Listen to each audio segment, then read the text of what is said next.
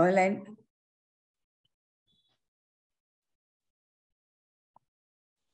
नमस्कार Yadav ji.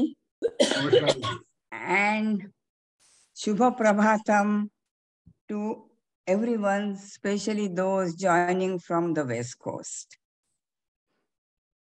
And now, since all the participants in today's presentation listening, they are all speak Marathi, that's why I'll give initial introduction, your introduction in Marathi, Yadavji. So he has given me his introduction quite in detail. आणि त्यांचं कारण ते असं एवढं करता okay त्यांना म्हणायचं आहे की त्यांनी ते अप्स अँड डाऊन्स लाईफ मधले कसे केले, पार केले हे सगळ्यांना समजावं, म्हणजे एक जास्त कल्पना येईल की आपण कोणीही हे एनलाइटमेंटकडे कसे जाऊ शकतो. तर त्यांचा जन्म झाला मीरतला, दिल्ली जवळ गाव आहे तिथे झाला. आणि सुरुवातीला 10वी त्यांनी 14व्या वर्षीच पास झाले. पण नंतर वडील लॉयर होते, त्यांना म्हटलं मुलाने जावं आपल्या डॉक्टर किंवा इंजिनियर व्हावं, म्हणून त्यांना घातलं सायन्सला. त्या काळात आपण ऐकत होतो. आणि मग त्याला दोन्ही गोष्टी येत नव्हत्या आणि त्यामुळे त्यांनी भरपूर कटांगळ्या खाल्ल्या. आणि मग नंतर काही वर्षांनी आर्ट्स कॉलेजला ऍडमिशन घेतली. मग आता तिथे गेल्यावर मात्र पहिला वर्ग आणि स्कॉलरशिप सोडलीच नाही. एक सायकॉलॉजी हा एक सब्जेक्ट, ॲडिशनल सब्जेक्ट होता, पण त्यांना त्यामध्ये इतका इंटरेस्ट वाटला की त्यांनी सांगितलं फ्रॉइड, कार्ल यंग असे सगळे मोठे मोठे पुस्तकं सगळी वाचून काढली त्यांनी. आणि ते म्हणतात की लायब्ररीत जी काही सायकॉलॉजीची पुस्तकं होती सगळी त्यांनी वाचून काढली. तर नंतर पुढे MA psychology with first class आणि मग LLB पण साईड बाय साईड केलं आणि 7 वर्ष वकिली केली. नंतर न्यायाधीश झाले, आग्रा डिस्ट्रिक्ट कोर्टमध्ये न्यायाधीश झाले आणि 2000 साली रिटायर झाले. तर मध्यम वयात त्यांची प्रकृती अस्वास्थ्य व्हायला लागली, कारण दे वर रिअली ही वॉज लिडिंग काय म्हणतात ऐशारामाचं आणि क्लब लाईफ जगत होते. आणि मग त्यांचा शरीर प्रकृती ढासळायला लागल्यावर व्यायाम सुरू केला. तर नंतर येऊन फार थकून जायचं म्हणून म्हणाले थोडीशी कामावर जाऊन झोप काढायला लागले. त्याबरोबर त्यांच्या एका सहकारी जजनी सांगितलं, अरे मी हे तू पुस्तक का नाही वाचत, म्हणून त्यांनी त्यांना सांगते त्रिपुरा रहस्य ज्ञानखंड हे पुस्तक दिलं. आणि त्या ग्रंथाचा त्यांनी अभ्यास केला आणि त्याच्यावर एवढा प्रचंड परिणाम झाला, कारण त्याच्यामध्ये परशुराम संत दत्तात्रयांकडून डिटॅचमेंट कशी करावी, कशी जगावी हे त्याचा उपदेश होता. आणि मला वाटतं त्यांच्या प्रवासाचा इथूनच मार्ग त्यांचा सापडला असं वाटतं. पण मग विचार केला तर त्यांनी लिहिलंय, सांगितलंय की अगदी लहानपणी अप्स अँड डाऊन्स होत होते तरी आयुष्याला कधी त्यांना तक्रार केली नाही. काय होत आहे,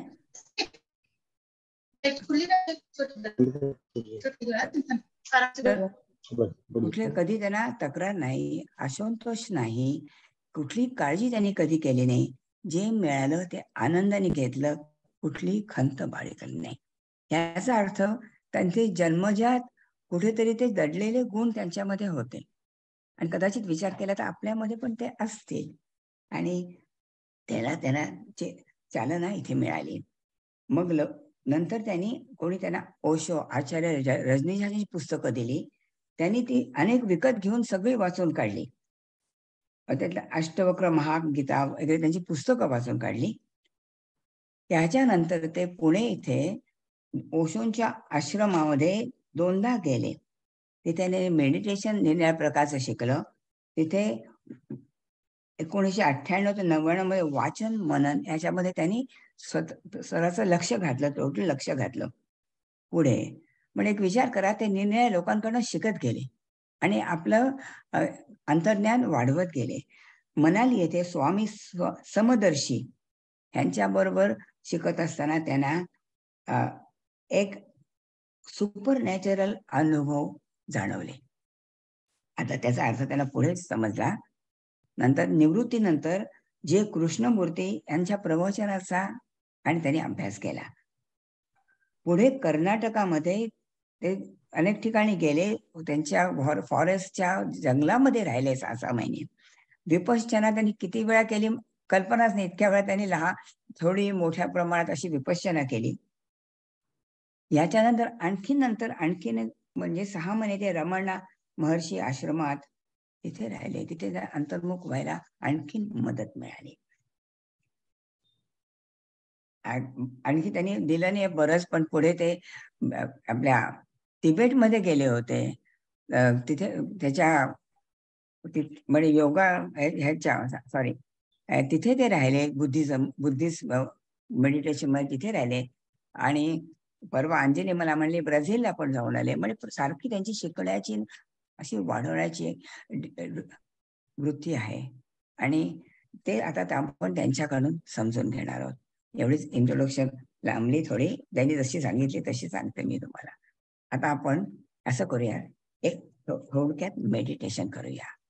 आणि याचं कारण म्हणजे आपण आता त्यांचे ज्या तऱ्हेने ते सांगणार आहेत त्याच्याकडे थोडी अंतर्मुख होण्याची जरूर आहे आपल्याला. आणि म्हणून ब्रीफ मेडिटेशन करूया सगळेजण. So I hope you are ready. So just go ahead and settle in.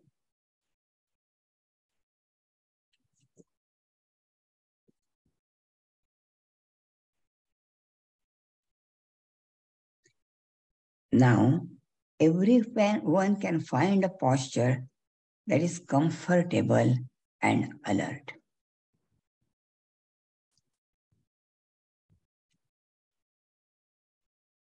So, before you close your eyes, look around and find comfort in the shared presence of our like-minded extended family. It is scientifically established that our minds are like scared little monkeys. We need to feel secure.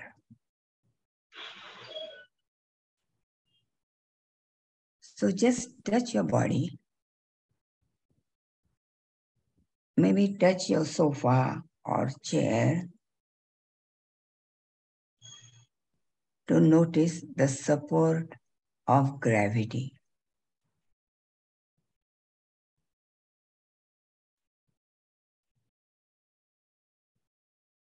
With this assurance, now you can close your eyes or have a soft gaze slightly away from your feet.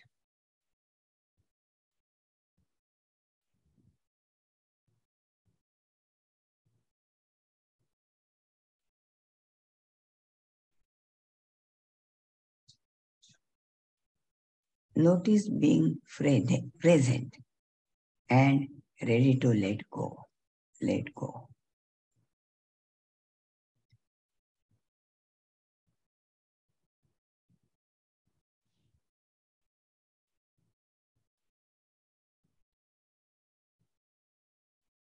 Take few deep, slow breaths.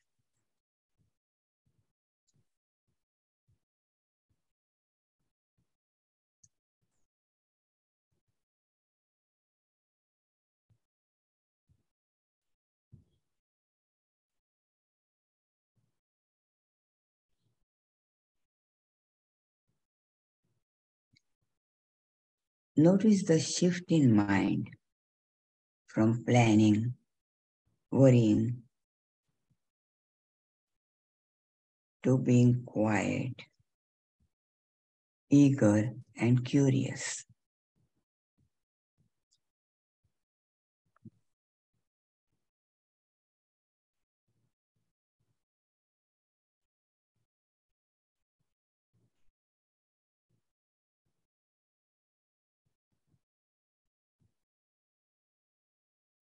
If you notice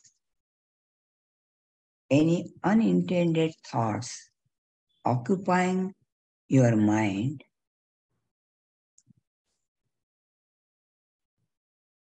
allow the mind to disengage from those thoughts.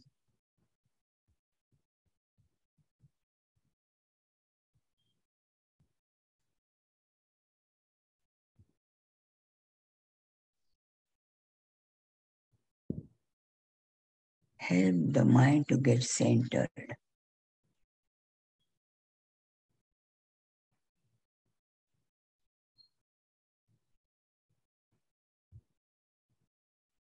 Every time you notice mind getting derailed, just bring it back. That's what minds always do. Just bring it back.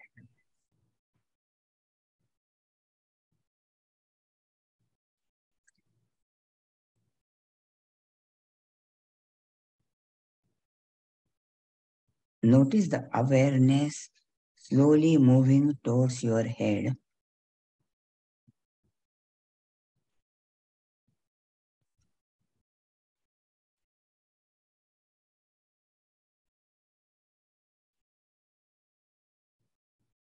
Notice all that you are in this moment.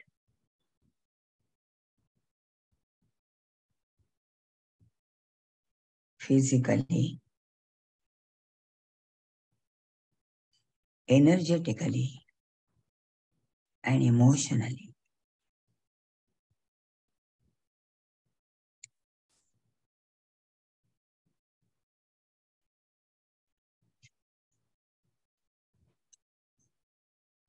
You may notice feeling of okayness in your body.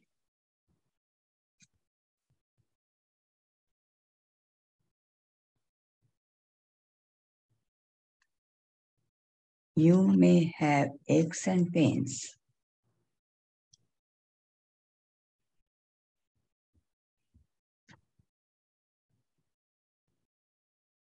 But you are okay at this moment. Even happy. Just feel it.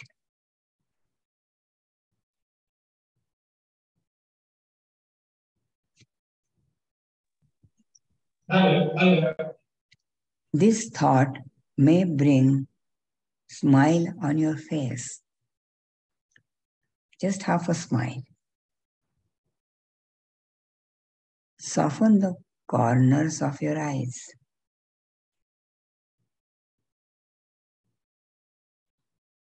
Let the eyes smile too.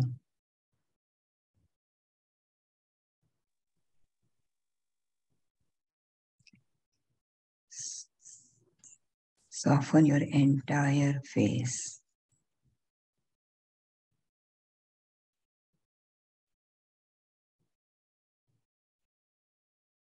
Let the feeling of calmness spread over your entire body.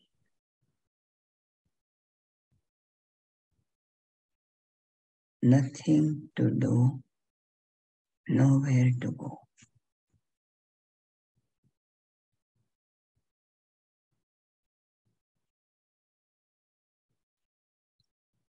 With this alert mind and relaxed body, just be ready to listen with beginner's mind.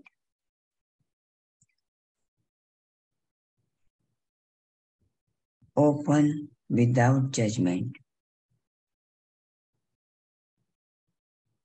without preconceived notions.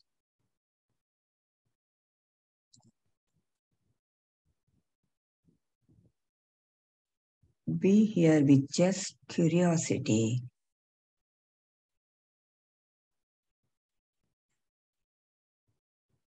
to learn from Sri Yadavji about his journey to enlightenment.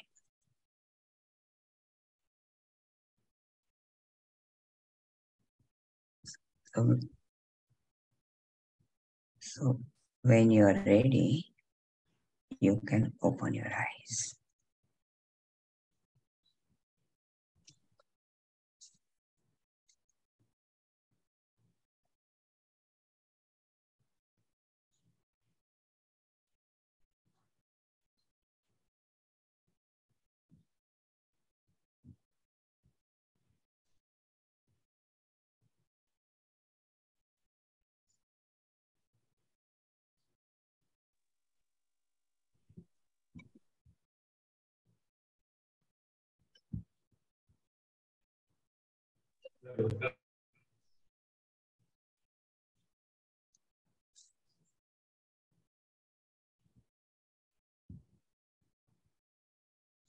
So, Yadav ji please please.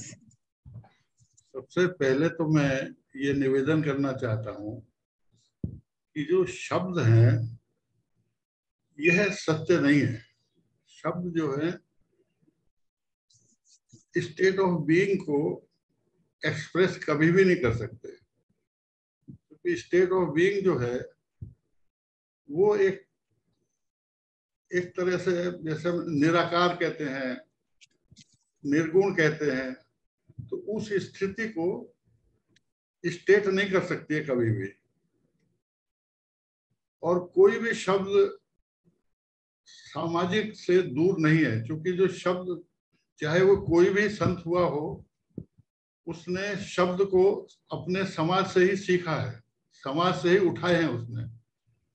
कोई भी शब्द ऐसे नहीं है जो कहीं ऊपर से या नीचे से, कहीं स्वर्ग से या कहीं से बाहर से आए हों, सत्य से आए हों। जैसा कि एक एग्जाम्पल से साबित होता है कि सिद्धार्थ गौतम जब एनलाइटन हो गए, वो गौतम बुद्ध कहलाए, तो सिद्धार्थ गौतम का जो शरीर और जो माइंड था, माइंड बॉडी स्ट्रक्चर था, उसको सत्य ने, जो कि तथागत कहलाए, गौतम बुद्ध कहलाए, उन्होंने उसका इस्तेमाल किया। शब्द किसके थे? शब्द तो सिद्धार्थ गौतम के थे ना, जो कि अनएनलाइटेंड था, इग्नोरेंट था। तो शब्द तो उसकी मेमोरी के थे, उनको ही गौतम बुद्ध ने इस्तेमाल किया। सिद्धार्थ गौतम के ही शरीर को चलने फिरने में, कहीं आने जाने में इस्तेमाल किया और शब्दों को बोलने में इस्तेमाल किया। तो यह हमें अच्छी तरह समझ जाना चाहिए कि कोई भी शब्द हो, किसी के भी शब्द हो, कोई भगवान के, देवी देवता के या कहीं और के शब्द नहीं है। शब्द तो ये समाज से ही हैं, सबके सब। इसलिए शब्दों को कहा गया है कि यह पॉइंटर्स हैं। जैसे कहा गया ना, पॉइंटर्स, एग्जाम्पल के रूप में बताया गया, finger pointing to the moon. अब जो मून है, उस क्षण में जब पॉइंट किया गया फिंगर के द्वारा, वो नीम के पेड़ के ऊपर है। तो किसी ने तो फिंगर की पूजा करनी शुरू कर दी, किसी ने नीम के पेड़ की शुरू कर दी। तो ये बड़ा डेंजर है इसमें कि जो शब्द हैं, शब्द किसी के भी हो, वो सत्य नहीं है। शब्द की बैकग्राउंड के साथ में, रेफरेंस कॉन्टेक्स्ट के साथ में, उसके जो रीडिंग बिटवीन द लाइंस है, उसके रेफरेंस में समझाना जाना चाहिए हमेशा। दूसरे क्या है, यह जनरली कहा गया है भारतीय परंपरा में विशेष रूप से, कि भाई जो उपनिषद है उसको क्या कहा गया, सिटिंग नियर द गुरु। क्या मतलब है कि जब आप गुरु के, या जो एनलाइटेंड सेंस से मेरा मतलब है, जब आप उसके पास में रहते हैं, तब आपको यह मालूम पड़ता है कि वह जो सदगुरु है, वह जो सोचता है वही बोलता है, जो बोलता है वही वो कर्म करता है। तो अपने आप ही श्रद्धा उत्पन्न होती है और उसके कारण से श्रवण घटित होता है। जो कि गुरु है, जब वो शिष्य को संबोधित करता है, तो वो शिष्य जो है वो आर्गुमेंट नहीं करता, फिर बहस नहीं करता है, जस का तस वो ग्रहण हो जाता है, करना नहीं पड़ता, उसमें अपने आप हो जाता है।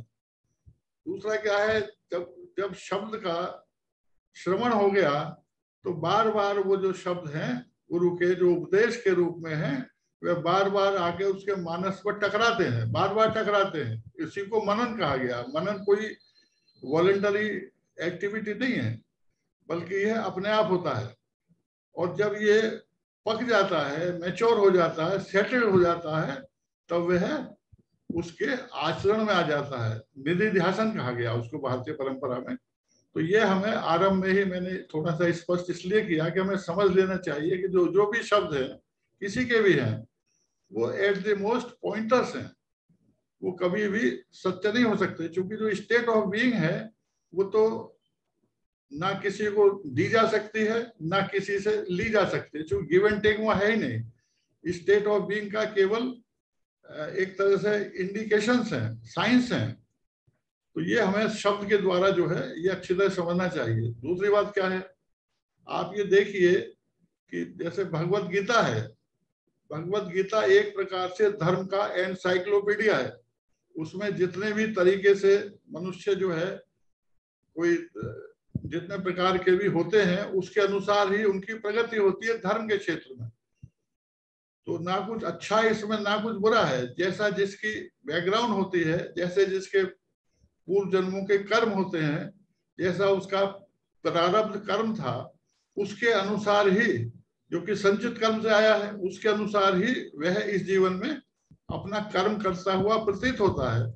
तो वह जैसे जैसे आगे बढ़ता है, तो वो एक प्रकार से पहले तो जिस परिवार में वो पैदा हुआ है, उस परिवार में भी कुछ ना कुछ धर्म के नाम पर होता है, लेकिन वो एक तरह का रूटीन धर्म है, सामाजिक धर्म है, जो कि उसको अपने माँ बाप से मिलता है, ग्रैंड पेरेंट्स से मिलता है।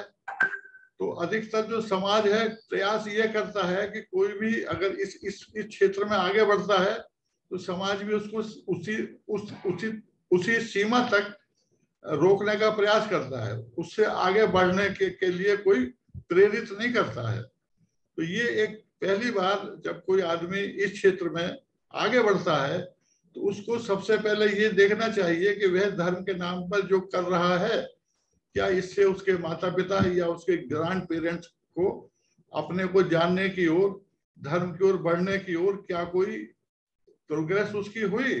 तो जनरली आप देखेंगे कि यह हमारे रूटीन का ही भाग होता है। तो इसका धर्म से कोई लेना देना नहीं है, ना ही उससे किसी की कोई प्रगति हुई है। वो एक तरह का हैबिट पैटर्न है, या कंडीशनिंग कह दीजिए आप उसको।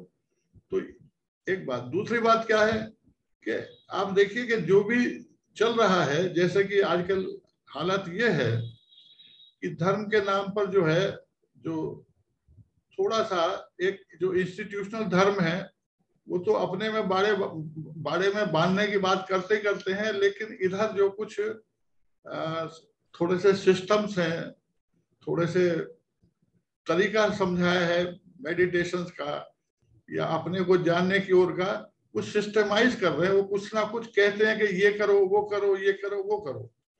ये सारी चीजें ठीक है, लेकिन आदमी को ये समझना है कि जब तक वह ऑक्युपाइड है बाहरी दृश्य में, बहिर्मुखी जब तक वह है, और जब तक वह उसमें प्लेजर सीकिंग और पेन अवॉइडिंग मोड में है, तब तक वो एक प्रकार से भोगी है ना। क्योंकि वो उसमें ही वस्तुगत सुखों की खोज में है, और या वो दुखों से निवृत्ति चाहता है। और वो एक प्रकार से उसका जो केंद्र है वो इतना स्वार्थी है कि हर एक से वह ऐसा ही अपेक्षा करता है। उसमें दूसरे की केयर नहीं है, हमेशा अपनी ही है कि मुझे सुख मिलना चाहिए और मिलना चाहिए और मिलना चाहिए। और वह कभी नहीं जानता कि when it is enough is enough, he will never say. कभी उसका हवस के खोपड़ी कभी भरती नहीं है।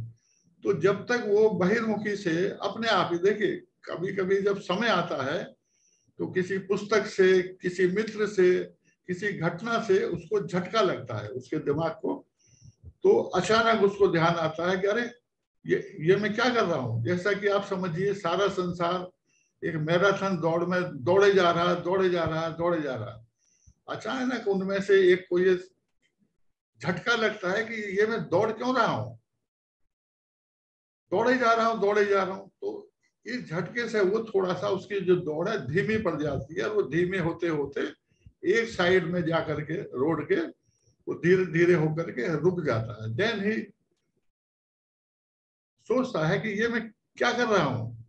इसको दूसरे प्रकार से आप ये समझें कि जिसके अंदर ये समझ घटित होती है, तो सबसे पहले वो ये, अगर अपने उसको अंतर्मुखी होना है तो सबसे पहले वो ये देखता है कि जो मेरा मन है, मेरा माइंड है, ये कहाँ कहाँ पर ऑक्युपाइड है।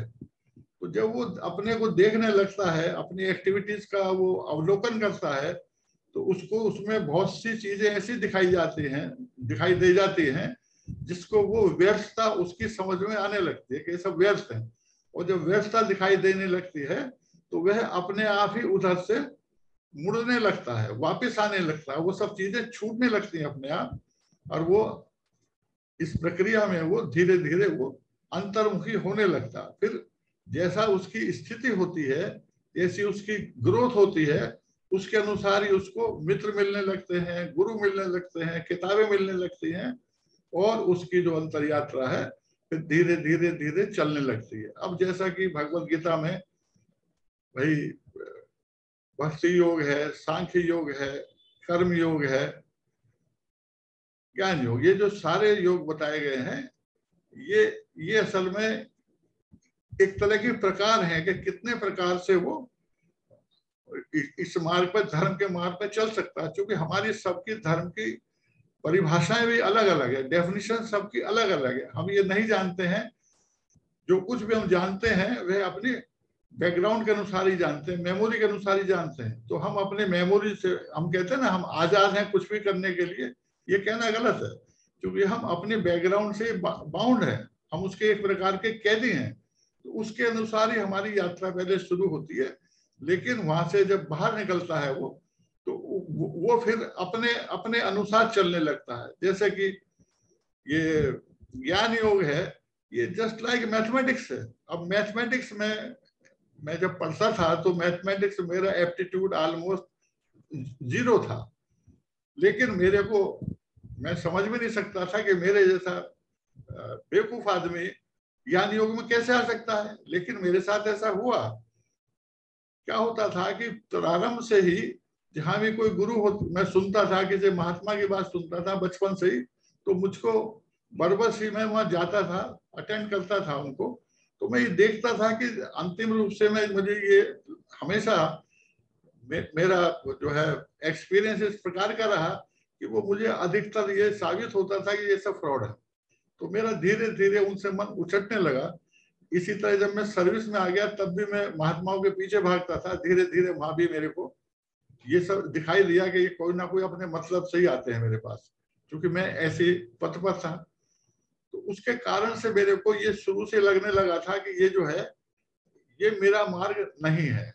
इसी तरह से मैंने जितने भी तीर्थ स्थल हैं लगभग सभी जगह गया, बद्रीनाथ, केदारनाथ, तिरुपति बालाजी, वैष्णो देवी, मुझे कहीं भी कुछ संतुष्टि नहीं हुई और मुझको ये सभी जगह एक दुकान की तरह से दिखाई देने लगी थी।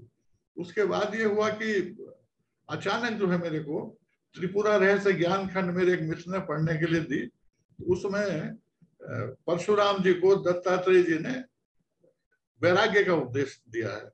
तो बाई चांस में उन 3-4 दिनों में, जितने दिनों मैंने वो पुस्तक पढ़ी, तो मेरे को जो है एक तरह का वैराग्य का बड़ा स्ट्रोक सा लगा और मैं 3-4 दिन क्लब भी नहीं जा पाया।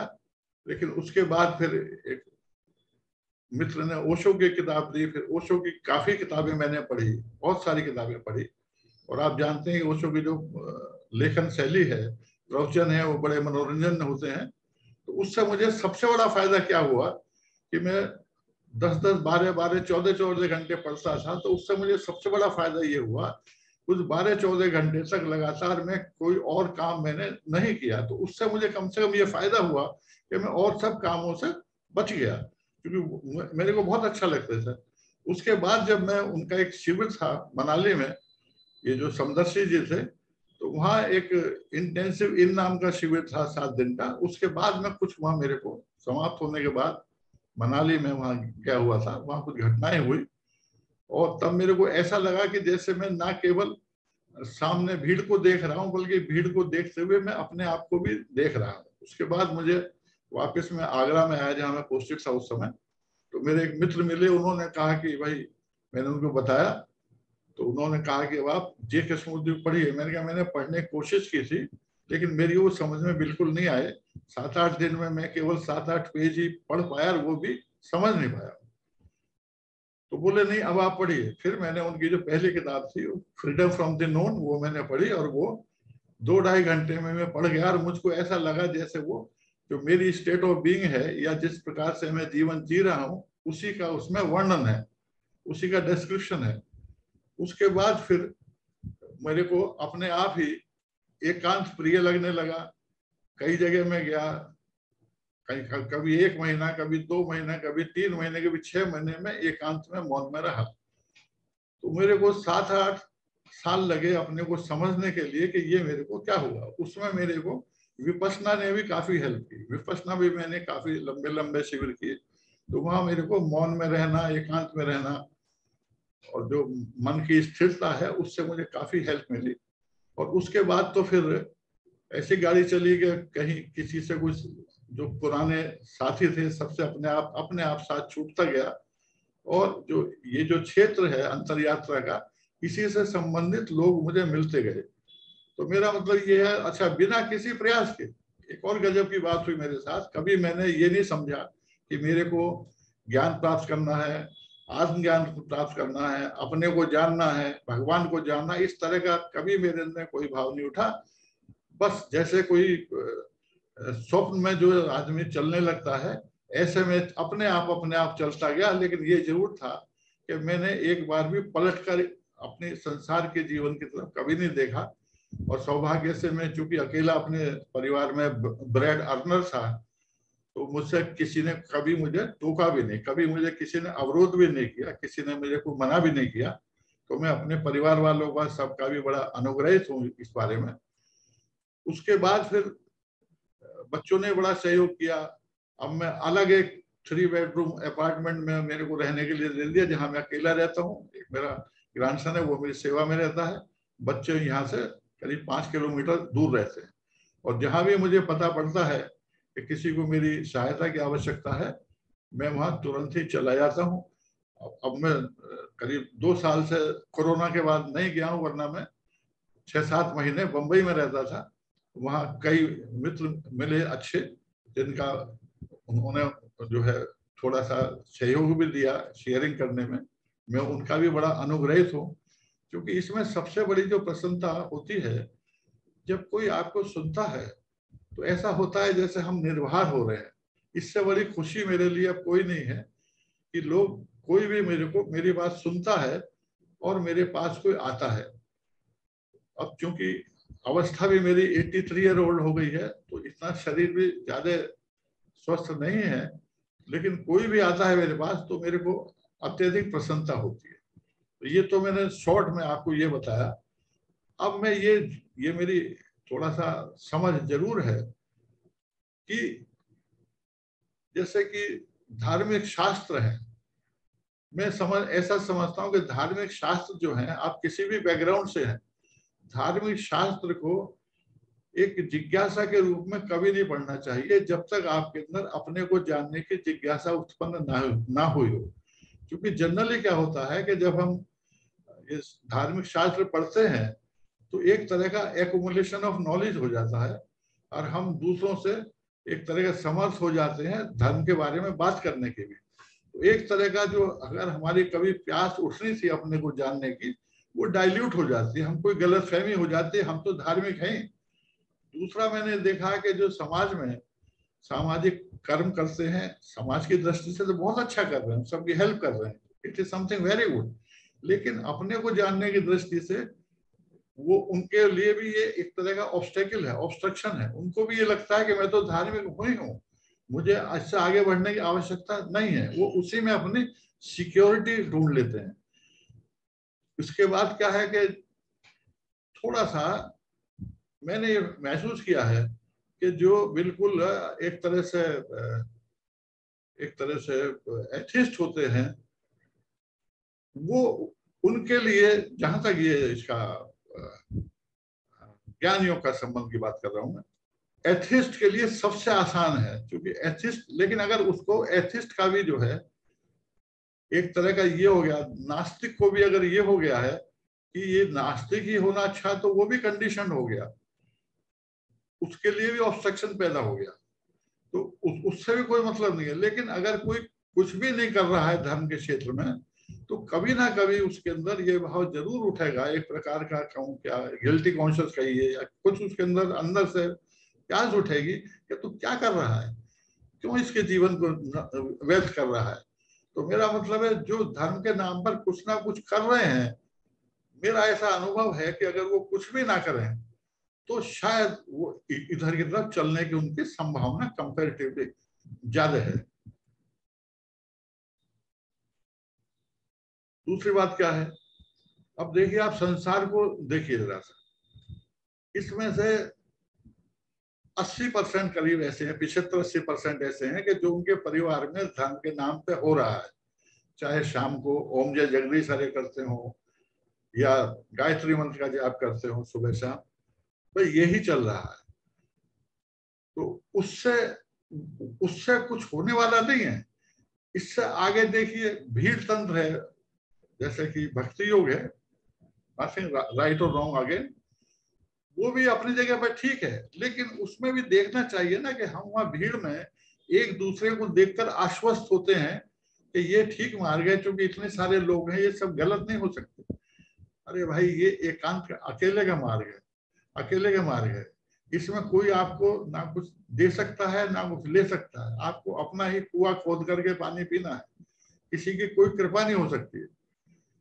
तो ये हमें अच्छी तरह समझना चाहिए कि जो जो अकेलापन है, इसको अकेलेपन को होने दो, बोरियत हो रही है होने दो, उस बोरियत से ही जो है साथ जब आप रहेंगे तब ये संभावना बनती है कि अंदर से जो है सत्य की एक प्यास जो है वो प्रस्फुटित होगी और इस मार्ग पर आप चल सकते हैं।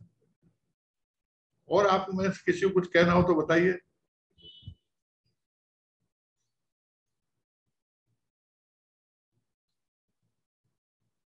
अनघाताई, you had some questions? हाँ मी तेच म्हटलं अनम्यूट करते मग बाकी कोणाला काय। मी तुम्हाला यादव जी, मैं आपसे बहुत थैंक यू वेरी मच, आपने बहुत समराइज अच्छी तरह किया। We got some idea of what it means to really develop yourself internally and not really intellectually, but internally. You don't have to follow any religious code or so, because then you get astray by that, carried away, and you don't focus on your internal development. अपने खुद को जान नहीं सकते हैं ऐसे कहे। No, my question about all this, you have done so many philosophies, Krishnamurti, Osho, Ramana Maharshi, everybody tells something different. Yes. So I want to ask you one thing about Osho. It's just coming to my mind. You studied in Pune. Pune had lot of objections about Osho. Yes. When I visited Osho's ashram, my father did not talk to me for 2 days. Very good. He said, this is not the way to go. So I had to tell him, your husband is not dead. I had to tell him, I'm 40 years old. I'm responsible for my own life. So this is how, how do you reconcile Osho's philosophy and what is the objection with philosophy Krishnamurti? Because they are totally different philosophies. So what do you think about it? Yeah, very good question. ऐसा है, एक मैं example के रूप में पहले देता हूँ। ये जो चतुर्फुरा रहस्य ज्ञान खंड है, इसमें परशुराम जी ने दत्तात्रेय जी से एक प्रश्न किया कि गुरु जी, मैंने अपने जीवन में बहुत से लोगों को, ज्ञान प्राप्त लोगों को देखा है और सुना है, उनके पास भी रहा हूं, तो सत्य तो एक है सबके अंदर, फिर वो जो बोलते हैं उसमें फर्क क्यों आता है? तो दत्तात्रेय जी ने बड़ा सुंदर जवाब दिया। उन्होंने कहा, मुनि अत्रि के हम 3 पुत्र हैं, सबसे बड़े हम जो भाई हैं हमारे वो दुर्वासा, वो बचपन में बहुत ही क्रोधी स्वभाव के थे, और जो मैं बीच का हूं मैं अवधूत टाइप था, और जो मेरा छोटा भाई है चंद्रमा वो बहुत ही भोगी और अय्याश था। समय आने पर हम तीनों ही ज्ञान को प्राप्त हुए, लेकिन जो तीनों का जो शब्द निकले अपने स्टेट ऑफ बीइंग को एक्सप्रेस करने के लिए, वो तीनों ही एकदम इतने भिन्न थे। अगर आप तीनों को सुनोगे तो या तो तुम हम तीनों को पाखंडी समझोगे या तुम पागल हो जाओगे सुनकर। उसका मेन कारण क्या है कि जो स्टेट ऑफ बीइंग है ये तो बिल्कुल ही एब्स्ट्रैक्शन है एकदम से। It is impossible to express it, to convey it. तो जो भी शब्द मेमोरी में है, मेरी बैकग्राउंड में है, मैं अगर बोलूंगा तो उन शब्दों को इस्तेमाल करूंगा ना। अब जैसे ओशो हैं, ओशो बचपन से ही बहुत ही नोटी थे, he was a very naughty boy. और जे कृष्णमूर्ति इतने सरल थे कि जब वो पढ़ते थे तो अधिकतर वो क्लास की आखिरी बेंच पर खड़े कर दिए जाते थे, क्योंकि वो किसी भी सवाल का जवाब नहीं दे पाते थे। तो जब जे कृष्णमूर्ति साहब पहली बार लेक्चर देने के लिए चेन्नई में आए तो वो जो टीचर था उनका, वो उसको यकीन नहीं आया कि ये वही बच्चा है। अच्छा, अब आई ओशो की बात। ओशो जो थे उन्होंने कोई भी बात अपनी छिपाई नहीं कभी, बल्कि छिपाने के अलावा वो और उसको एग्जैजरेट करके बोलते थे। मैं जब पहली बार वहां गया था पूना में, तो मैं बाहरी जो पॉपुलर हाइट्स हैं उसी में मैं रुका था। तो वहाँ जो मेरे एक सुरेंद्र सरस्वती थे जिनके अंडर में वो फ्लैट था, उन्होंने मुझे बताया ओशो की बदनामी के बारे में। तो एक दिन उनकी गेट पर ड्यूटी थी, तो रात के 12 बजे एक ऑटो में 8-10 ऑटो ड्राइवर जो थे ड्रिंक करने के बाद में वहां आए और सबके जो हाथ जोड़ के बोले, बस जरा से दरवाजा खोल दो, अंदर से हमें भी देखना है यहाँ क्या हो रहा है। तो आप सोचिए कितनी बड़ी बदनामी थी उनकी। वो ये समझते थे कि यहाँ खुल करके सब उल्टा सीधा काम हो रहा है यहाँ, लेकिन ऐसा थोड़ा ही था। लेकिन ये जरूर था, उन्होंने अपने तरीके से एक्सपेरिमेंट्स किए। उन्होंने जोर किस बात पर दिया? डूइंग के ऊपर। उन्होंने कितने सारे अपने वो जो है वर्क ग्रुप्स और मेडिटेशंस, डायनेमिक मेडिटेशन में कितने सारे उन्होंने ये दिए। जबकि जे कृष्णमूर्ति साहब ने कहा टोटली नॉन डूइंग। लेकिन अब आप एक बात देखिए, कमाल की बात है ये, जे कृष्णमूर्ति साहब एफर्टलेसनेस की बात करते हैं, ओशो एफर्ट की बात करते हैं। अब एफर्ट जो शब्द है उसके बाद ही तो एफर्टलेसनेस आएगा। जो कर करके थक चुका है वही उस स्थिति में आ सकता है, वरना जो एनर्जी है ना वो रुकने नहीं देगी। तो ओशो अपनी जगह बिल्कुल ठीक है, लेकिन जहां ओशो एक तरह से खत्म करते हैं, ओशो का चैप्टर जहां खत्म होता है वहां से जे कृष्णमूर्ति का शुरू होता है। अब जो उनकी जो फ्रीडम फ्रॉम द नोन है उसमें एक जुमला बड़ा मशहूर है, बहुत पॉपुलर है उनका, वो है ऑब्जर्वर इज द ऑब्जर्व्ड। क्या मतलब है इसका? कि ना ऑब्जर्वर कोई है ना कोई ऑब्जर्व्ड है, बल्कि क्या है, स्टेट ऑफ ऑब्जर्विंग है। Observing is the truth, neither there is observer not the observed. दूसरे क्या है कि बहुत से साधक ऐसे थे जो कि ओशो के पास में 7-8 साल रहते थे, बहुत सारी मेडिटेशंस करते थे। उसके बाद में जब कुछ नहीं होता था वो सोचते थे कर करके देख लिया, अब हम बिना करे देखते हैं वहां जे कृष्ण साहब के साथ क्या होता। फिर वहां 7-8 साल रहते थे, फिर वहां बिना करे कुछ नहीं होता था तो फिर आ जाते थे करने के ऊपर। वो बात को समझ ही नहीं पाए। भाई समझना ये है कि दोनों आवश्यक हैं। एक उनका बड़ा इंपॉर्टेंट बात है जे कृष्ण साहब की, एक तो आप ये समझिए जे कृष्ण साहब की जो शुरुआत है वो अंतरयात्रा शब्द से ही उनकी शुरुआत है। वो जब बोलते हैं तो ये समझ के बोल रहे हैं कि हम सब के सब अंतर्मुखी हैं। अब इट इज सो डिफिकल्ट। उनका एक बड़ा एक ट्रेडमार्क स्टेटमेंट है, stay with what is with choiceless awareness from moment to moment. अब इसमें जो व्हाट इज है ये बहुत इंपॉर्टेंट है। आप ये देखिए ना कि हम सभी लोग हर समय किसी ना किसी रिलेशनशिप में होते हैं, किसी ना किसी क्रिया में इन्वॉल्व होते हैं। क्यों भला? इसलिए कि जब हम कर्ता के भाव में होते हैं तभी हम अपने होने का अनुभव करते हैं। और हम में से प्रत्येक जो है वो अपने होने को ही सबसे ज्यादा प्यार करता है। सबसे ज्यादा अटैचमेंट अगर किसी का हो, किसी से है तो वो हमें अपने आप से है। तो ये जो अपना होना है, ये जो डूअरशिप है, इसी को उन्होंने व्हाट इज कहा है। उन्होंने कहा कि जो दूसरी बात क्या है इसमें, आप ये देखिए कि सुबह से शाम तक 50-40 बार आपका ये डूअरशिप चेंज हो रहा है। कभी आप पत्नी के रूप में, कभी आप माता के रूप में, कभी आप ग्रैंड मदर के रूप में, कभी किसी रूप में, कभी किसी रूप में, कभी किसी रूप में। तो वो कहते हैं इन बदलते हुए रूपों में बिना रिएक्शन किए हुए, मोमेंट टू मोमेंट, वो कहते हैं सुबह शाम वाला कोई चक्कर नहीं है मेडिटेशन का।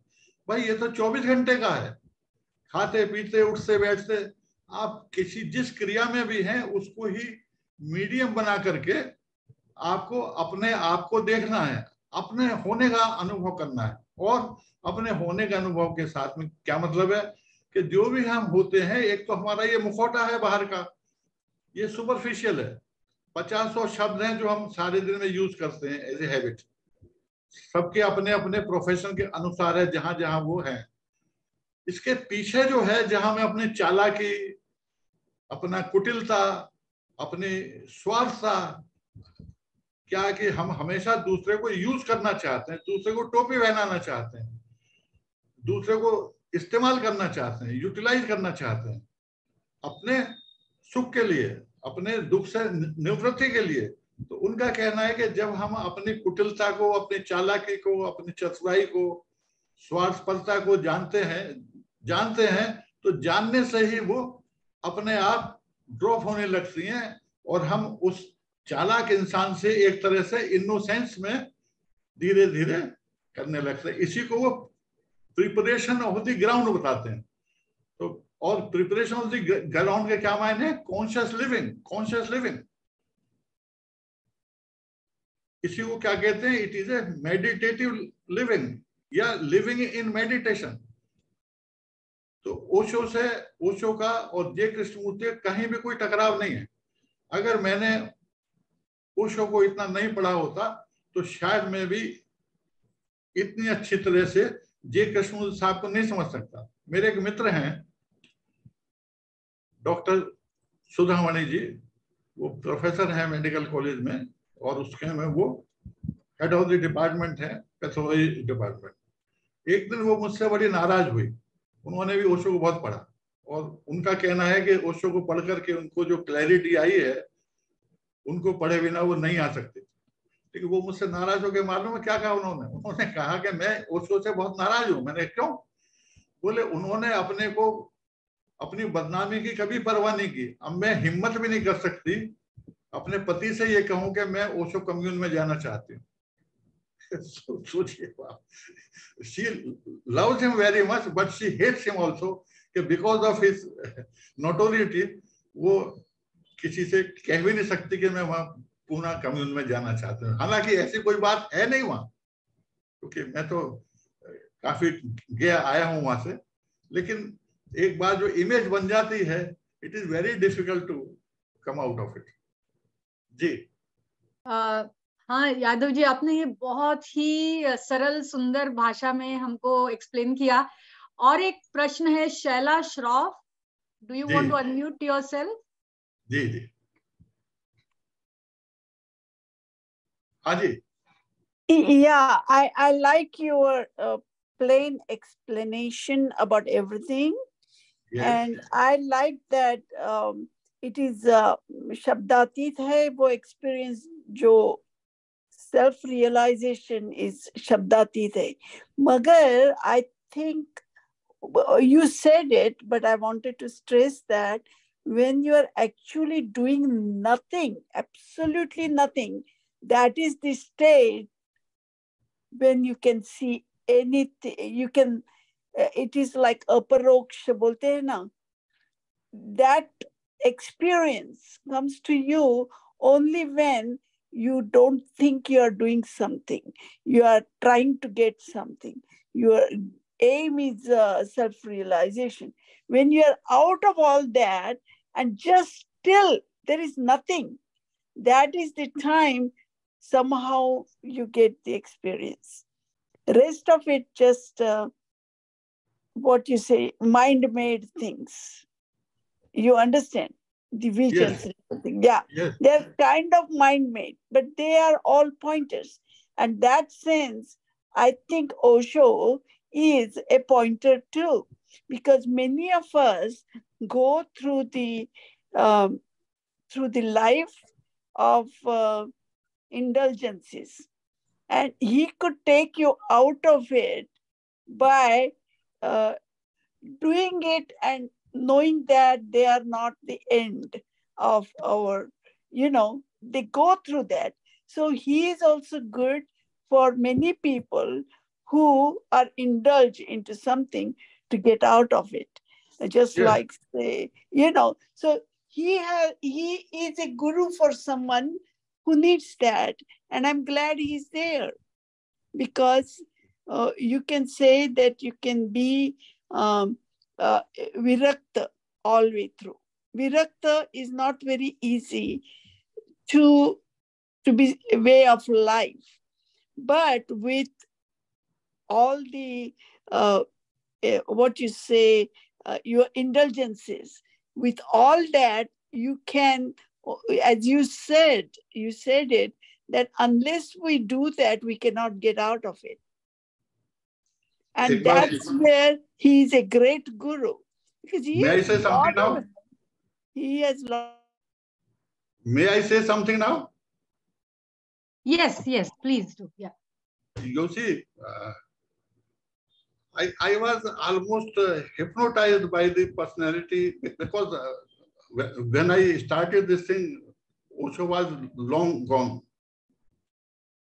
So I did not meet him, but I was so much hooked by his personality and his words.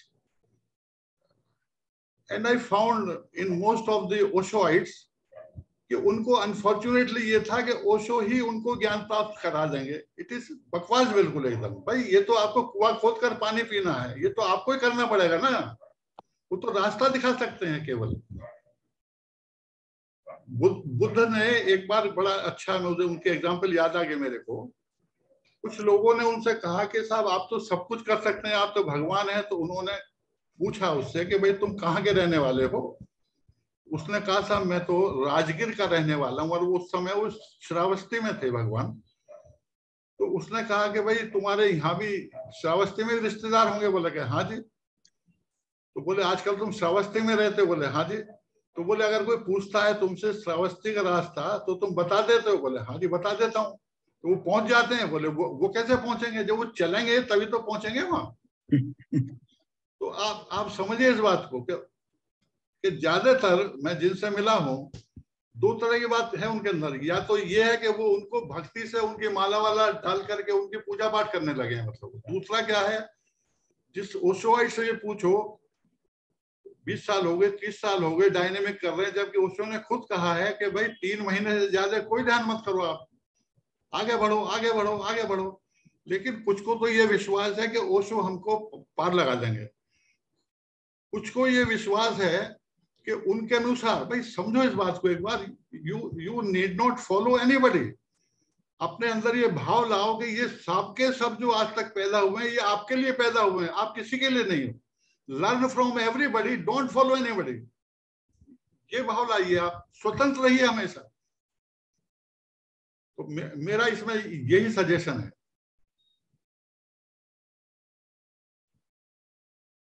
जी बहुत अच्छी बात कही. हाँ एक और बात कहना चाहिए. ये मैंने विपश्यना भी मैंने बहुत ज्यादा की है. विपश्यना भी बहुत सारे शिविर किए हैं, लंबे शिविर बहुत किए हैं.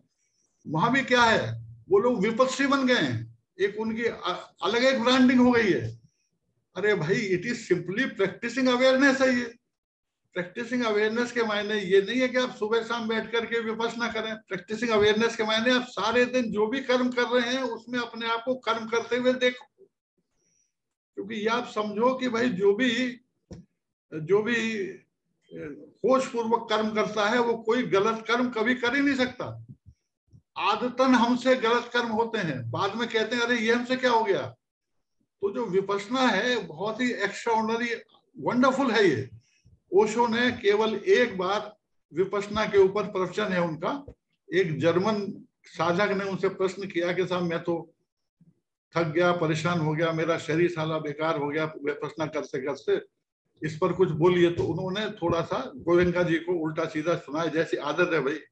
वो बड़े नोटी आदमी थे ना, उनको मजा आता था लोगों को उल्टा सीधा कहने में. Nothing right or wrong in that thing also. I also loved him very much for his these qualities. उन्होंने कहा कि भाई ये जो भी मैंने आपको मेडिटेशन के नाम पर जितने भी मैंने आपको मेडिटेशन दिए हैं, ये सब के सब बच्चों के खिलौने हैं, क्योंकि तुम अभी बच्चे हो. और ये जो विपश्यना है, ये ही मेडिटेशन है केवल. It is meditation, it is real meditation. और वो जो गोयंका जी कराते हैं, वो तो पहले 4-5 दिन आनापान कराते हैं, उसके बाद वो सेंसेशंस का अनुभव कराते हैं, उसके ऊपर जाते हैं. लेकिन ओशो ने केवल आनापान तक गए वो, क्योंकि ऐसा कहा जाता है कि सिद्धार्थ गौतम को आनापान करते करते ही वो बुद्धत्व उनको प्राप्त हुआ, ऐसा कहा जाता. लेकिन मैं फुली एग्री करता हूं कि ये जो विपश्यना है, ये बहुत मैच्योर साधक के लिए है. जब तक उनकी समझ अच्छी तरह से डेवलप ना हुई हो, विपश्यना जो ये गोयंका जी सबको दे देते हैं, इट इज नॉट गुड. क्योंकि वो ज्यादातर वहां सोते हैं या ज्यादातर खाने पे लगे रहते हैं, वहां कहीं होश वोश का काम नहीं है. लेकिन ये फैक्ट है कि आधुनिक काल में, एक बात और बता दूं, ये जो पतंजलि योग है, इसका जो 5वां चरण है, यम नियम आसन प्राणायाम, और 5वां है प्रत्याहार. प्रत्याहार की प्रैक्टिकल ट्रेनिंग है ये विपश्यना जो है. प्रत्याहार क्या है कि हमारी इंद्रियों ने अब बहिर्मुखी होकर के बाहर से आहार लेना बंद कर दिया है. यानी they are no more occupied by the sensuous objects of the world. अब वो अपने में मुड़ गई हैं. तो ये प्रैक्टिस है साहब. मैं तो अगर आप लोगों ने नहीं किया हो तो I will request you, suggest you and share with you कि इसको जरूर करें. लेकिन इसको सीखने और समझने की कोशिश करें. आप घर आकर के सुबह शाम करने की आवश्यकता नहीं है. फिर आप जो भी कर्म कर रहे हैं उसमें अपने आप को देखना समझ में आएगा. आप ये समझने लगोगे कि अपने को देखने के क्या मायने हैं. और जब हम अपने को देखते हैं तो उनसे हम मुक्त हो जाते हैं. जैसे कहा गया ना, seeing is doing, perception has got its own action and it is a perfect action. जी जी, चैट बॉक्स में लोगों ने प्रश्न पूछे हैं. हाँ अनघा, तेच मी सांगत होते, फार चांगला प्रश्न आहे चॅट बॉक्स मध्ये, वाचतो. हाँ, सो शुभा करके है, उन्होंने पूछा है, हाउ सीकिंग नॉलेज और एनलाइटनमेंट इज डिफरेंट देन आसक्ति. आसक्ति तो भाई अटैचमेंट एंड डिटैचमेंट. ये तो ऐसा ना, जब तक आप अटैचमेंट है, जब तक अटैचमेंट के मायने क्या, जो बेसिक अटैचमेंट क्या है, आसक्ति क्या है. आसक्ति जो है, आसक्त हो जाना. कोई अपनी पत्नी से आ सकता है, कोई अपने बच्चों से आ सकता है, कोई अपने मकान से आ सकता है, कोई अपनी कार से आ सकता है, कोई अपने पद से आ सकता है नहीं. तो ये तो उल्टा हुआ ना. आसक्त कब हो गया? जब आप उससे आइडेंटिफाइड हैं. किसी भी चीज से आप आइडेंटिफाइड हैं, उसके साथ साथ अटैचमेंट ही है. अटैचमेंट अपने आप हो जाता है उससे. फिर जिससे भी आप आइडेंटिफाइड हो गए, अब कोई अपनी पत्नी से आइडेंटिफाइड है, क्योंकि पत्नी मान लीजिए राष्ट्रपति हो गई है आपके कंट्री की, तो नेचुरली उसका जो पद है, उसका जो एक तरह से स्टेटस है, वो इन रिलेशन टू पत्नी ज्यादा इंपॉर्टेंट है. तो वो अपने उस रिलेशन से आसक्त है. आसक्त माने आइडेंटिफाइड. और ये जो डिटैचमेंट है, डिटैचमेंट जब हमको होता है तभी तो अंतर्मुखी हम होंगे. वरना तो बाहर हम भोगों में ही लगे रहेंगे. इस जीवन पे, दूसरा जीवन पे, तीसरा जीवन पे चल ही रहा है, अनंत काल तक चलता रहेगा. लेकिन आसक्ति आपको है तो it is good, enjoy it, no problem. और निवेदिता जी ने कहा है, my father used to say, we come across many gurus in our life time. They are like नावाडी. They reach us from one bank of river of knowledge to the other bank. Then we have to get off from the boat and walk to the next destination. ये असल में बुद्धा का बड़ा famous वो है बेटा. बुद्धा ने ये कहा है कि जो शिक्षा है उससे भी अटैचमेंट नहीं होना चाहिए. जैसा कि नदी पार करने के लिए आपने बोट का सहारा लिया, तो बोट को तो दूसरे किनारे पर जाकर छोड़ देते ना, उसको सिर पर रख के थोड़ा आप मार्केट में जाओगे फिर बाद में.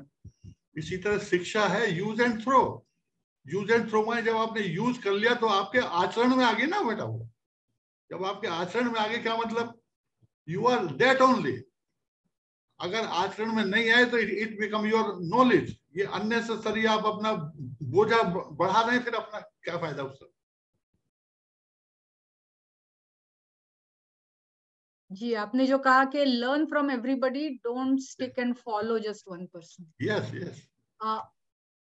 Does anybody else have any questions or comments? You can either raise your hand or you can put them in the chat box.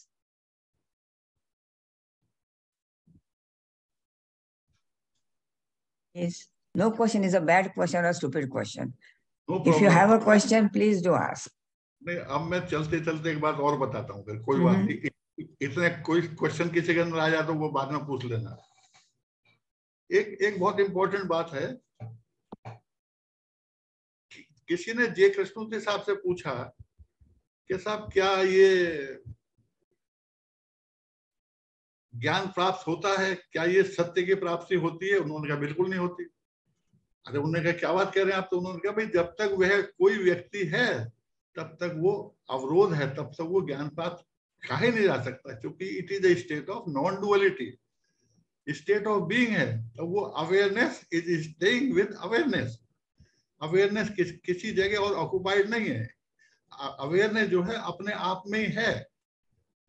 दूसरी बात उनसे पूछा गया कि क्या कोई एनलाइटन हो जाता है तो क्या उसको मालूम हो जाता है? तो उन्होंने कहा भाई कुछ दुनिया वाला तो उनको बताएगा नहीं। एक और बड़ा अच्छी बात याद आ गई मेरे को, वो आपसे शेयर करता हूँ। ओशो के जो पूना में थे, तो पूना में एक पेपर निकलता था, तो उन्होंने एक सर्वे कराया अखबार वालों ने, पेपर वालों ने, कि ओशो एनलाइटन है या नहीं है।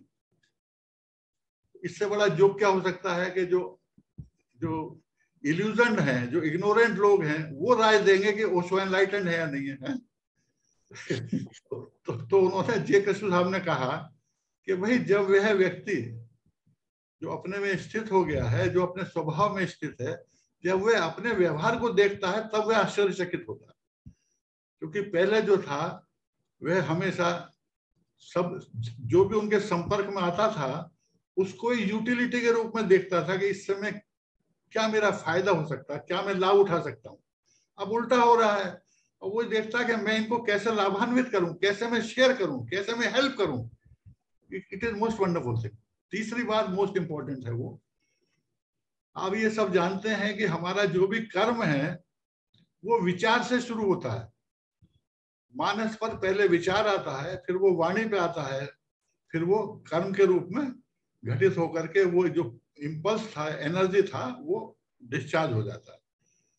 तो अब क्या है, जो स्टेट ऑफ बीइंग है एनलाइटेंड पर्सन की, उसके अंदर जैसे विचार उठता है वो तुरंत दिखाई दे जाता है। तुरंत मतलब इट इज इम्पॉसिबल कि वो अननोटिस्ड एराइज हो जाए, इट इज इम्पॉसिबल। तो जैसे वो विचार मानस पर उपलब्ध होता है, वो देख लिया जाता है, कर्म के रूप में वो होना चाहिए, तो वो आगे बढ़ता है, अदरवाइज वहीं वो डिस्चार्ज हो जाता है, वहीं ड्रॉप हो जाता है। These are three are very important things. और एक जो प्रश्न स्मिता जी ने पूछा है, वो शायद हम सब स्पेशली यंग जनरेशन के मन में है। आजकल सदगुरु के वर्ल्ड वाइड फॉलोअर्स है, तो उन्होंने पूछा है what is your opinion about सदगुरु? नहीं, अरे भाई आप नहीं समझे। Who am I to have any opinion about anybody? I have not met him, so I don't have any opinion about anybody. लेकिन वो अपने अनुसार जो काम करना चाहिए था वो अपना काम कर रहे हैं भाई। मैं भी उनको देखता हूँ, मैं भी पढ़ता हूँ, मुझको भी अच्छे लगते हैं। कोई गलत बात तो वो कहते नहीं है भाई, अपना अपना काम सब कर रहे हैं। इसमें कोई अच्छे या बुरे नहीं है। कभी किसी के बारे में ओपिनियन नहीं रखनी चाहिए, समझे ना।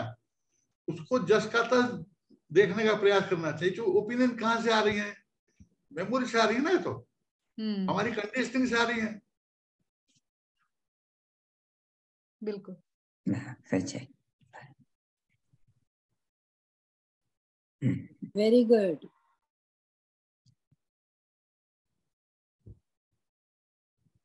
Anagati, you want to say something? I think we are almost there.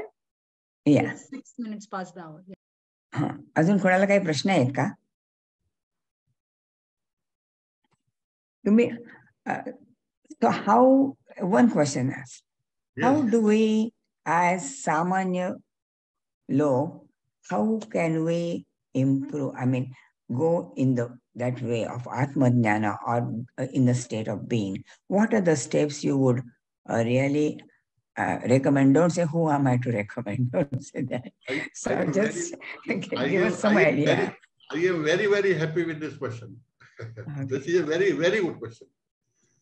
देखिए ऐसा है, इसके साथ एक क्वेश्चन और जोड़ दें कि साहब हम सब के सब इसको समझते हुए जानते हुए भी इधर की तरफ क्यों नहीं बढ़ पा रहे हैं, है नहीं?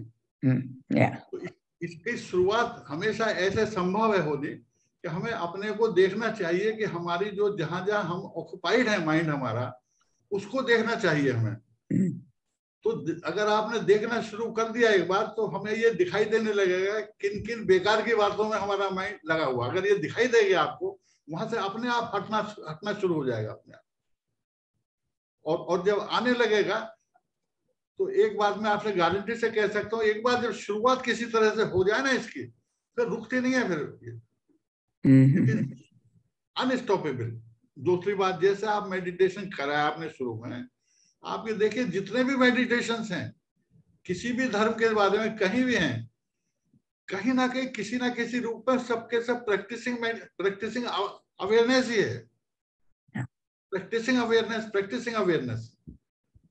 और इसका जो बेस्ट है, देखिए इनका जो विपश्यना वाला है, इनका जो 10 दिन का शिविर है, it is the most powerful. बहुत अच्छा है ये, क्योंकि सुबह 4 बजे से लेकर के रात के 9 बजे तक आप मेहनत करते हैं, और वो बेचारे बड़ी मेहनत करते हैं। भाई कोई पैसा भी नहीं लेते ना वो तो बेचारे, आपकी खुशी आप उन्हें पैसे दें बाद में।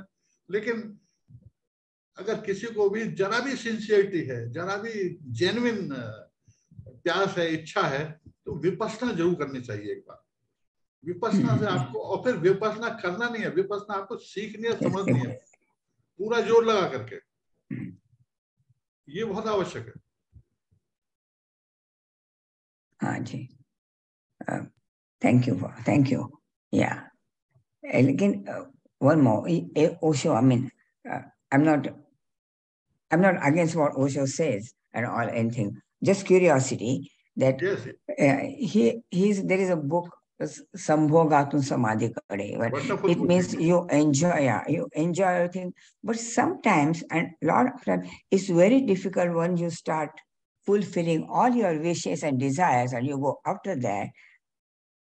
In general, people get stuck, and to get unstuck, and that is a huge step to get unstuck, and that may be very difficult. In his philosophy, you can get unstuck, but that may be difficult for most of people. So if you encourage that, how do you come out? Or Jai Krishnamurti is the other way. Okay, so please. ये जो उनकी पुस्तक है ना, इसका title अगर छोड़ दिया जाए तो उसमें कुछ भी ऐसी बात नहीं है। I know, I have read that book. मैंने ना केवल पढ़ी है, मैंने अपने बेटे को ये प्रेजेंट की थी, मतलब पिता। इसमें है क्या असल में, देखिए संभोग से समाधि, भाई आप सबके सब मतलब बच्चे से भी बड़े होगा, तो ये जो संभोग है, ये हमारे भारतीय परंपरा में जितने भी समाधि के बारे में जो बताए गए हैं, उसमें एक एग्जाम्पल संभोग की भी दी जाती है ना। तो इसमें कोई अच्छे बुरे वाली बात नहीं, इट इज अ फैक्ट। लेकिन क्या है कि हम अधिकतर जो है बेहोशी में रहते हैं। इसमें ओशो की जो किताब की पहली लाइन में कभी नहीं भूल सकता, वो कहते हैं ध्यान लगाने की चीज नहीं है, ध्यान हटाने की चीज है। जहां जहां हमारा ध्यान ऑक्युपाइड है, उससे हटाना है, लगाना नहीं है ध्यान। ब्यूटीफुल थिंग, वो मैं कभी नहीं बोल पाता। And I feel always very very grateful to Osho, मतलब मच मोर, मतलब it is he is in my blood, how can I forget him? I only started with him. Very, very nice. Thank you. This is excellent explanation. Very good. Thank you. Anjali has raised her hand. Yes. Actually, आपने अभी ही उसका उत्तर बताया कि ध्यान हटाना। तो मेरा प्रश्न यही था कि कई बार लोग कहते हैं कि वो जो प्रैक्टिसिंग अवेयरनेस है, वो जो सही प्रकार से नहीं होता है। तो उसके लिए आपका यही ओपिनियन है कि पहले मन को स्थिर करना बहुत ही आवश्यक है, और जैसे कि आपने विपස්සना कहा, तो जो विपස්සना करते हैं तो वो आसानी से फिर हर एक अपने जो एक्टिविटीज हैं रोज के, तो वो विपස්සना से उनको और भी एड मिलता है कि प्रैक्टिकल अवेयरनेस में रहे। इससे आप सहमत हैं क्या? अंजलि बहन, एक बार देखिए, आप पहले चैंटिंग करती थी, बहुत अच्छा चैंटिंग करती थी। मैं बीमार था, आपने मेरी बड़ी हेल्प की, मैं कभी नहीं भूल सकता आपको। एक बार मैं आपके साथ भी गया, बाहर भी चैंटिंग की, और मैंने और जगह जाता था, उनसे पूछता था। चैंटिंग के बहुत फायदे हैं, लेकिन you have to come out of it, grow करना ना बाद में। तो मैंने कभी आपसे कहा कि आप चैंटिंग छोड़ दीजिए? कभी नहीं कहा मैंने, है ना, क्योंकि मुझे पता था कि जब आप इससे भर जाएंगी, आप जो आगे बढ़ेंगे, आप तो अपने आप छूट जाएगी। तो ये जो आपने कहा ना, ध्यान लगाना, ध्यान हटाना, देखिए, जब तक आपको अपने बारे में ये पता नहीं पड़ेगा कि आपका माइंड कहाँ कहाँ ऑक्युपाइड है, आप हटाएंगे कैसे? आदतन ऑक्युपाइड है ना, मतलब। तो पहले आप कुछ दिन तक केवल ये देखिए कि मैं कर क्या कह रही हूँ। केवल नोट वोट करने की जरूरत नहीं है, अपने प्रति सचेत रहिए। सचेत रहते हुए ये देखिए कि मेरी जो एक्टिविटीज हैं वो कहाँ कहाँ पर हैं। जहां जहां मेरा माइंड ड्वेल कर रहा है उसको देखिए। तो अपने आप जहां जहां बेकार की चीजें अपने आप हटता जाएगा।